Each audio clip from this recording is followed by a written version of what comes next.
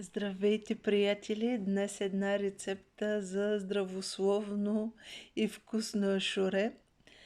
След празниците, по принцип много обичаме в къщи ашуре и често го приготвям. Сушени плодове, които ще заместят изцяло захарта. Български лимец, обикновено жито и ядки от спелта. Естествено и орехови ядки има. И сега искам да ви покажа рецептата стъпка по стъпка. Ще я напиша и в описание. Приготвила съм орехи, които ще нарежа, сини сливи, които си изсушавам, с малко канела, ядки от спелта. Ще сложа точните грамажи в описание и съм накиснала в топла вода сушени плодове, сушени смокини и кайсии. Въпреки че са накиснати, сладостта оставя след изхвърлянето на водата, а ето го и обикновеното жито и българския лимец. По-светлото е обикновено жито, което леко вече е разпукало, а по-тъмното е българския лимец, той е и по-дребен. Най-вероятно всичките го познавате и сте виждали, и най-вероятно го и консумирате. И така, сега махам, започвам да се подготвям сушените плодове, въпреки че съм ги накиснала смокините и кайсиите в топла вода за около 20 минути. Водата я изхвърлям.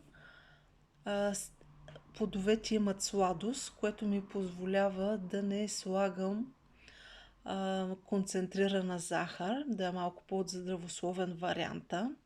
Но ако на вас това не е достатъчно, естествено може да добавите и захар. Ние в повечето случаи част от семейството добавя малко мед.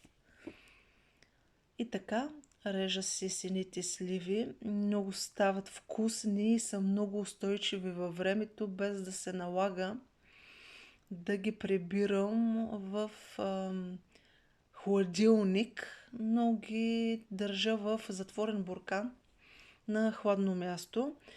Стават като пистил, макар че не са по тази технология. И така, сега да нарежа. За орехите е много важно, ако ги махате черупките и ги съхранявате само на ядка, задължително да са в хладилник. Защото дори да е на хладно място, ако не са в хладилник, губят голяма част от свойствата си. И така, на различна едрина си ги нарязвам. Всичко ще прибавя към житата, ядките от спелта, орехите, сините сливи и накрая ще добавя и сушените плодове, смокини и кайсии. Всичко ще разбъркам, ще добавя и още малко вода и всичко слагам на котлона, като най-много време иска лимица. Затова и предварително накисвам и завирам една вода, която изхвърлям. И така, ето го вече ашурето без захар с лимец. Наистина става вкусно и питателно. За мен е още по-ценно, че е и без захар. Тествайте рецептата, ще я сложа в описание. Благодаря ви, че гледате Вълшебното долапче. Благодаря за подкрепата и до нови срещи, приятели!